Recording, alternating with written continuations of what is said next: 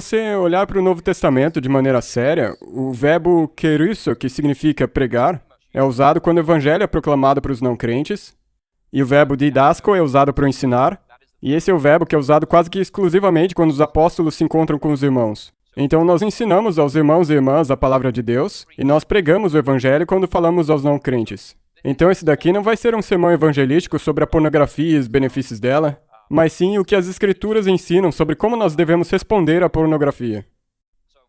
Então, o evangelho envolve santificação, que é a libertação da pena do pecado. O evangelho envolve santificação, que é a libertação do poder do pecado. E o evangelho inclui a glorificação, que é a libertação da presença do pecado.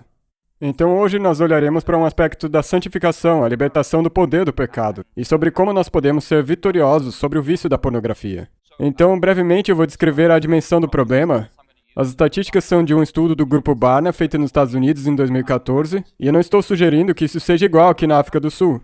Mas o que eu pude perceber nas minhas visitas nos últimos anos que eu tive o privilégio de fazer na África do Sul, eu percebi que a pornografia é um grande problema. Eu não conheço as estatísticas daqui, mas eu posso citar algumas dos Estados Unidos. Hoje nós olharemos sobre o impacto da pornografia no indivíduo, na família, na esposa, antes de nós vermos como poderemos responder a isso, tanto em termos espirituais quanto práticos. Então vai ser essa a nossa jornada hoje de manhã, e nós temos 30 minutos, então nós vamos juntos caminhar sobre esse assunto. Homens cristãos de 18 a 30 anos em 2014, numa enquete feita entre cristãos evangélicos nos Estados Unidos, eles pegaram uma amostra dos homens nos Estados Unidos que se identificam como cristãos, jovens de 18 a 30 anos. E essa pesquisa indica que 77% deles assistem pornografia pelo menos uma vez por mês. 77%. 36% assistem pornografia diariamente. 36% dos homens jovens adultos estão consumindo pornografia diariamente. 32% admitiram serem viciados em pornografia, e outros 12% acham que podem estar viciados em pornografia. E quando essa pesquisa olhou os homens da idade de 31 a 49, 77% desses assistiram pornografia no trabalho durante o último mês. Eles podem não assistir pornografia em casa, mas certamente olham enquanto estão no trabalho. E existem vídeos no YouTube de políticos legisladores sentados em algum parlamento, e quando a câmera dá um zoom neles, você pode ver que eles não estão acompanhando a agenda, mas assistindo pornografia. 64% dos homens cristãos de meia idade veem pornografia pelo menos uma vez por mês, 18% admitem serem viciados, e outros 8% acham que podem estar viciados. E dos cristãos casados, 53% admitem assistirem pornografia pelo menos uma vez por mês, e 35% admitem terem um caso extraconjugal. E existe uma correlação entre assistir pornografia e ter um caso extraconjugal.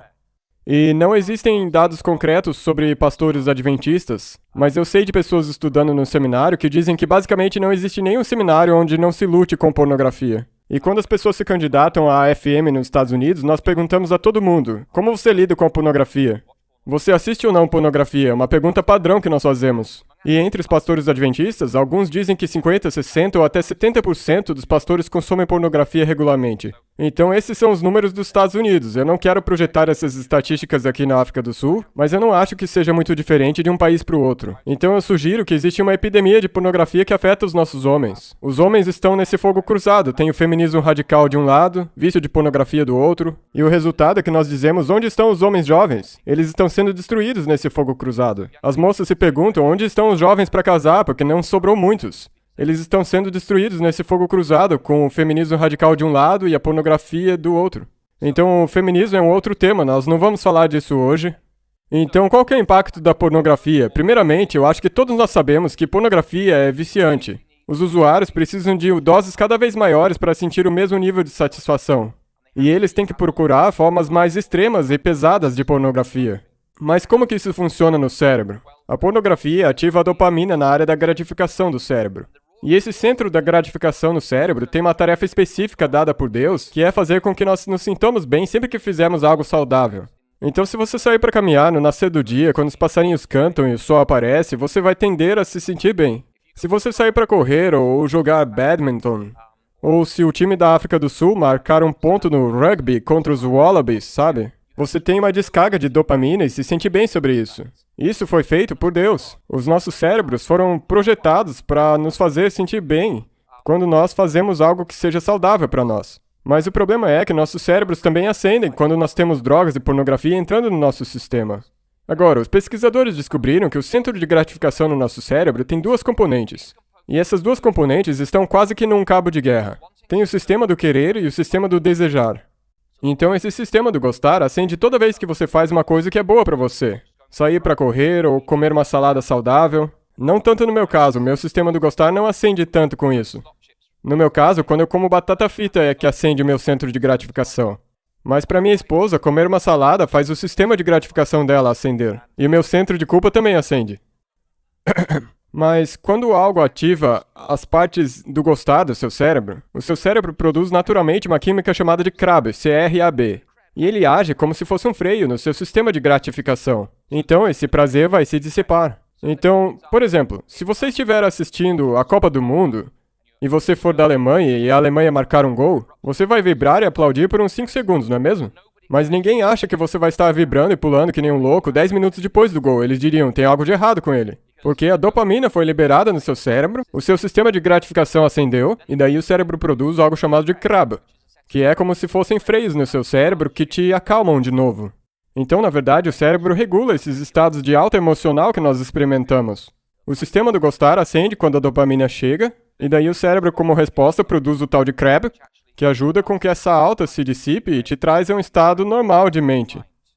Mas quando esse sistema é estimulado demais através do uso da pornografia, os níveis do CRAB se acumulam no seu cérebro, de modo que o seu sistema de resposta ao prazer fica insensível. Na verdade, quando tem muito desse CRAB no seu cérebro, isso adormece qualquer prazer que você sinta na vida. E é por isso que muitos viciados em pornografia acabam ficando entediados, deslocados e deprimidos, porque eles têm muito desse CRAB no cérebro. Agora, a parte do querer no seu centro de satisfação é um grande componente do seu cérebro. E ela faz com que seu cérebro se modifique como resposta a prazer intenso. E ele produz uma química, uma proteína chamada de delta-FOSB, que é como um interruptor molecular dos vícios. Então, quando a delta-FOSB circula pelo seu cérebro, ela constrói novas conexões cerebrais para que você possa se lembrar dessas experiências prazerosas para experimentar elas de novo. E quanto mais essa experiência se repete, mais fortes se tornam essas conexões neurais no seu cérebro. Então a proteína delta-FOSB não somente faz você se lembrar de experiências prazerosas, mas ela forma um catálogo de sugestões, de dicas na sua mente.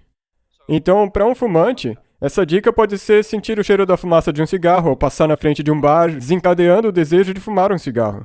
E para alguém que é viciado em pornografia, pode ser ver um certo tipo de carro, ver um certo tipo de cena, passar perto de um tipo de mulher.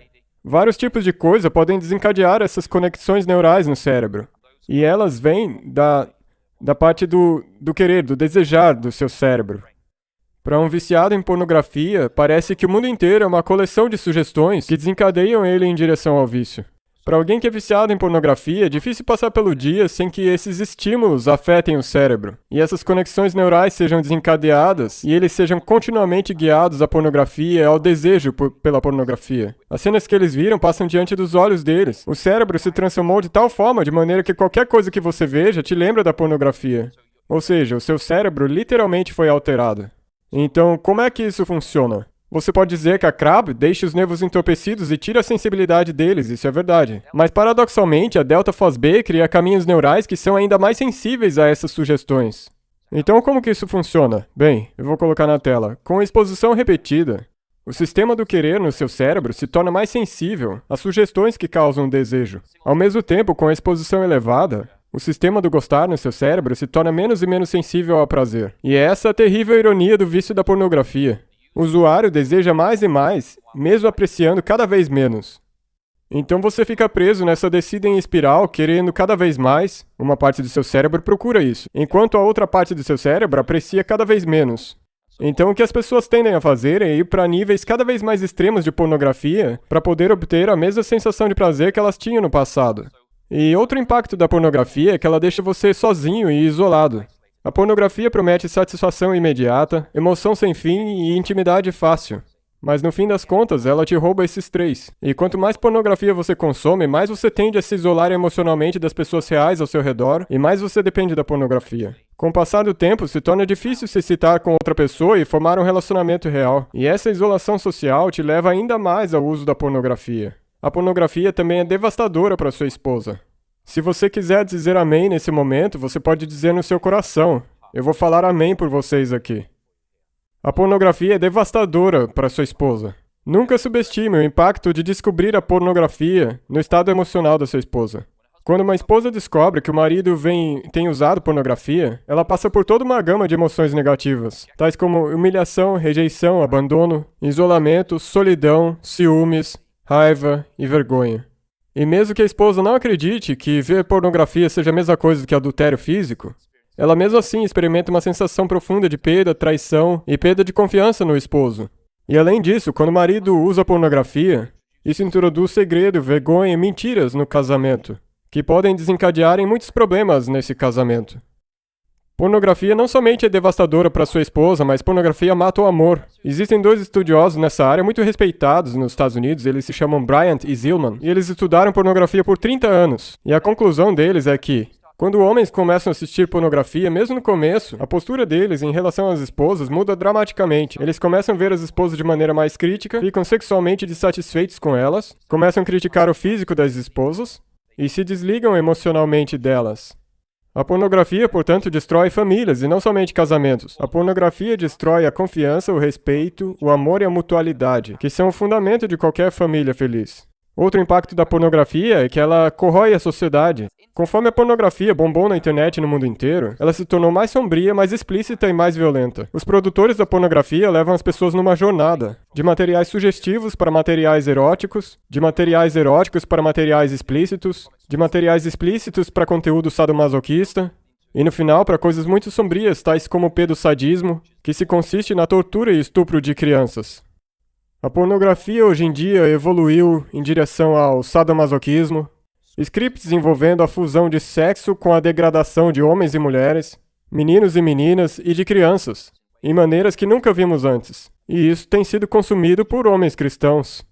E para os próprios homens, eles talvez não queiram admitir isso, mas pornografia causa disfunção erétil crônica. Basicamente, eles não podem manter uma ereção. Você pode nunca ter ouvido essas palavras de um púlpito, mas eu vou dizer aqui hoje de manhã. Quando você começa a consumir pornografia, um dos resultados fisiológicos é que você não pode mais ter uma ereção com sua esposa. Quando você assiste pornografia, você está formando uma conexão neural no seu cérebro entre a pornografia e a excitação física. Mas isso te põe numa posição onde você não mais pode obter uma ereção com sua esposa. E quão grave é esse problema? Bem, coloque da seguinte maneira. Nos Estados Unidos, doutores têm visto uma epidemia de estudantes que não conseguem mais ter um desempenho sexual. Antes, somente a partir de 45 ou 50 anos, homens começavam a ter uma disfunção erétil como parte do envelhecimento natural. Mas hoje em dia, os fóruns na internet estão cheios de lamentos de jovens e adolescentes que não mais conseguem ter uma ereção ou se excitar de uma maneira normal com as suas esposas. Acho que os adolescentes não têm esposas, mas vocês entenderam o que eu digo. O problema... Os rapazes acham que o problema está aqui embaixo, mas na verdade o problema está aqui em cima. Pornografia também leva a violência física, violência sexual, pelo menos a violência contra mulheres, e violência contra crianças. Hoje em dia a pornografia está cheia de mulheres sendo desrespeitadas, abusadas, coagidas, e isso tem moldado o modo como as gerações pensam sobre relações humanas. Mas a pornografia não somente molda atitudes, ela também molda ações. Estudos têm mostrado repetidamente que quem usa pornografia violenta ou não violenta tem mais probabilidade de coagir mulheres a fazerem sexo contra sua vontade. E muitos estudos têm mostrado que exposição à pornografia violenta ou não aumenta comportamentos agressivos, incluindo colocar na prática fantasias violentas. Existem lugares nos Estados Unidos onde um cara que quer se vingar de uma ex-namorada que deixou ele posta nas redes sociais como se fosse ela e diz: "Minha fantasia é que alguém invada minha casa e me estupre." E daí alguém lê e faz isso mesmo. Então, existem homens por aí, incluindo cristãos, com fantasias sexuais violentas. E tem mais ainda, o mais sério de tudo é que pornografia nega a vida eterna. Para muitas pessoas, a pornografia sim é um vício, mas também um pecado acariciado. E enquanto esse pecado continuar não confessado, ele vai te deixar do lado de fora do céu. Assim como aquele pecado de Moisés de ter batido na rocha deixou ele do lado de fora da terra prometida, e aquele único erro de Adão e Eva fez que eles perdessem o paraíso. Nós precisamos levar isso muito a sério. Se nós nos preocupamos com a vida hoje e a vida no porvir, então devemos abordar essa questão da pornografia e nos desviarmos desse caminho em arrependimento. Então, como nós podemos responder a isso? Nós podemos responder de maneira espiritual e prática. E espiritualmente, tem boas notícias. Nós podemos passar por uma progressão simples aqui. A primeira coisa é reconhecer a nossa necessidade urgente de ajuda. Se você está sentado aqui hoje e sabe que tem um problema com a pornografia, não fique sentado e se justificando. Reconheça que você tem a necessidade urgente da ajuda divina. Só Deus pode te ajudar nisso. Jesus disse: Ouviste o que foi dito aos antigos, não cometerás adultério? Eu, porém, vos digo, qualquer que olhar para uma mulher com intenção impura no coração já adulterou com ela. Todo homem que vê pornografia é um adúltero. É simples assim, é motivo para divórcio, biblicamente. Jesus define a lascívia como adultério, e adultério é um motivo bíblico para divórcio. Então, o primeiro estágio é reconhecer a necessidade urgente da ajuda divina. Muitos usuários de pornografia sentem que tem uma falta de amor na vida deles. Eles têm um senso de culpa, uma falta de senso de merecimento nas suas vidas, eles acham que ninguém os ama. Então, o segundo estágio é reconhecer que Deus te ama e quer te salvar, apesar do seu uso da pornografia. Porque Deus amou o mundo de tal maneira que deu o seu Filho unigênito para que todo aquele que nele crê não pereça, mas tenha vida eterna. E o próximo verso diz, porque Deus enviou o seu Filho ao mundo não para que condenasse os que veem pornografia, mas para que os que veem pornografia fossem salvos por ele. Então entenda que Deus te ama. E ele enviou o seu Filho para morrer por você, a despeito de você assistir pornografia. Terceiro, confesse seu pecado a Deus. Olhe com fé para o sacrifício de Jesus no Calvário, morrendo pela nossa culpa da pornografia. O texto ali na tela está meio pequeno, não é mesmo? Mas ali está escrito, o Senhor é misericordioso e compassivo, longânimo e assaz benigno. Não repreende perpetuamente, nem conserva para sempre a sua ira. Não nos trata segundo os nossos pecados, nem nos retribui consoante as nossas iniquidades. Pois quanto o céu se alteia acima da terra, assim é grande a sua misericórdia para com os que o temem. Quanto dista o oriente do ocidente, assim afasta de nós as nossas transgressões da pornografia. Como um pai se compadece dos seus filhos, assim o Senhor se compadece dos que o temem. Pois ele conhece a nossa estrutura e sabe que somos pó. Nós servimos a um Pai Celeste amável, que sabe que nós somos fracos, sabe que nós temos esses vícios, e Ele deseja nos perdoar quando nós nos voltarmos a Ele arrependidos. E o próximo estágio, espiritualmente, é olhar para Jesus morrendo no nosso lugar, levando os nossos pecados da pornografia, carregando os nossos pecados no seu corpo. Como Paulo diz em 1 Coríntios 15, antes de tudo vos entreguei o que também recebi, que Cristo morreu pelos nossos pecados, segundo as Escrituras, e que foi sepultado e ressuscitou ao terceiro dia, segundo as Escrituras. Em 2 Timóteo 1,9 diz que essa graça nos foi dada em Cristo Jesus antes dos tempos eternos.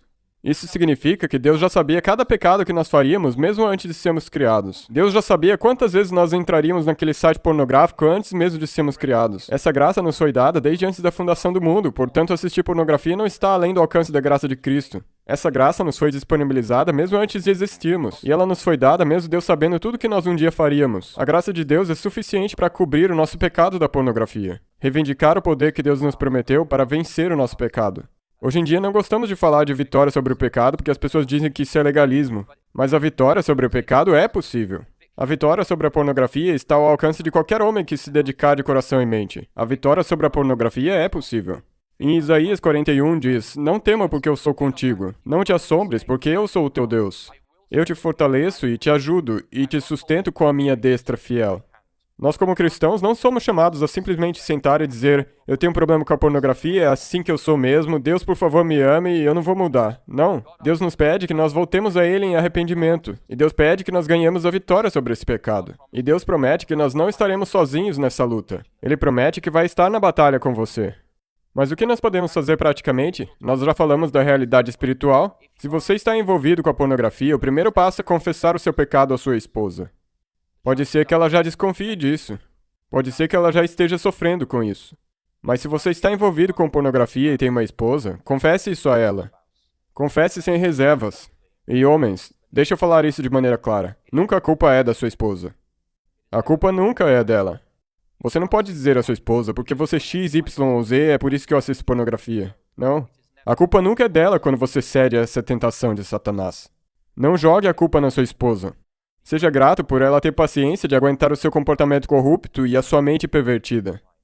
Esteja disposto a oferecer à sua esposa o tempo e apoio que ela possa precisar para aceitar a realidade do seu adultério, do seu pecado e do seu vício da pornografia. Algumas esposas pedem, você pode fazer terapia de casal comigo? O Bruce e a Dorothy Hayward estão conosco e eu sou grato pelo ministério deles de muitos anos, ajudando muitos casais a obter vitória ao passar por jornadas como essa. Mas eu acho que o Bruce e a Dorothy concordariam comigo se eu dissesse que, às vezes, o marido aceita fazer terapia de casais não porque ele quer que o casamento dê certo, mas para que depois ele possa dizer, eu tentei. Muitos homens já desistiram desde antes de começar a fazer terapia. Na mente deles, o casamento já acabou. Se a sua esposa disser, eu quero fazer terapia de casais por causa disso. Homens, vocês fizeram uma aliança com Deus para a vida toda. Honre essa esposa e continue fiel a ela enquanto vocês viverem. Então comece a terapia de casais num estado positivo de mente.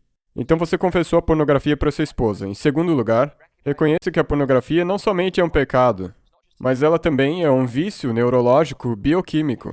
Esse vício tem domínio sobre você, o que te causa fazer comportamentos compulsivos, arriscados e pecaminosos. Então reconheça que sim, você não somente tem um pecado na sua vida, mas você também fisiologicamente está viciado em pornografia.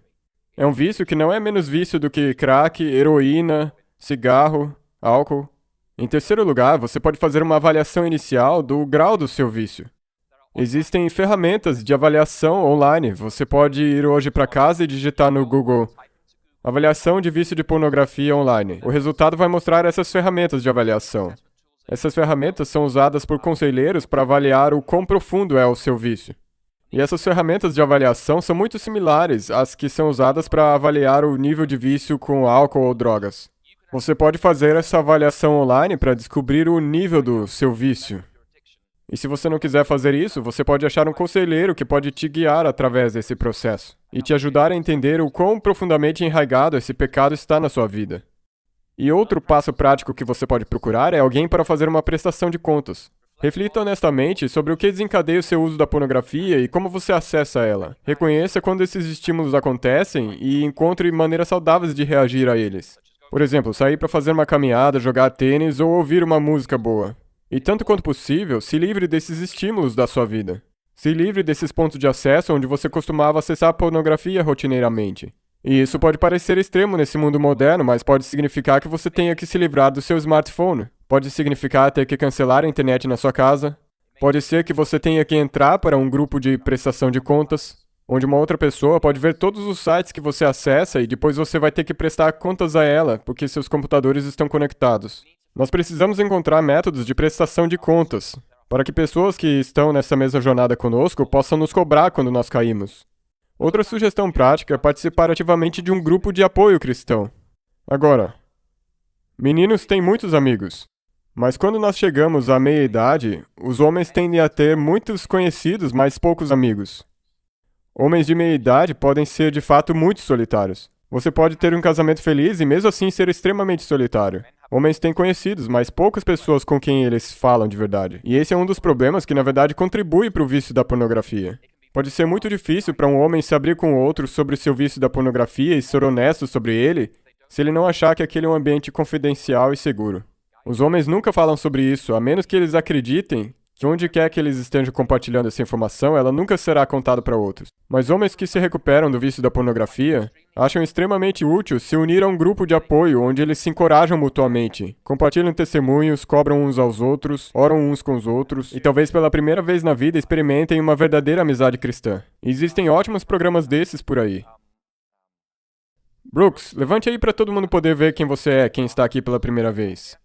O Brooks mora em Silver Springs, ele é o marido da Susan Payne, a diretora de desenvolvimento da AFM. Eles fazem muito ministério com as pessoas. O Brooks é quem em Barron Springs dirige os grupos de apoio a homens se recuperando da pornografia. E os homens vêm a esses grupos e eles passam por programas como o Fortificar, a série dos Conquistadores. Existem por aí materiais muito bons que ajudam homens a vencer esse pecado. É muito difícil conseguir sozinho, mas isso pode ser feito em grupo. E é constrangedor visitar um grupo desses pela primeira vez e descobrir que o seu pastor, ou o seu professor, ou os estudantes de teologia também visitam esse grupo. Mas pelo menos estamos andando no caminho que Deus quer. Nós estamos encontrando arrependimento e vitória sobre esse pecado assolador que nos faria perder o céu.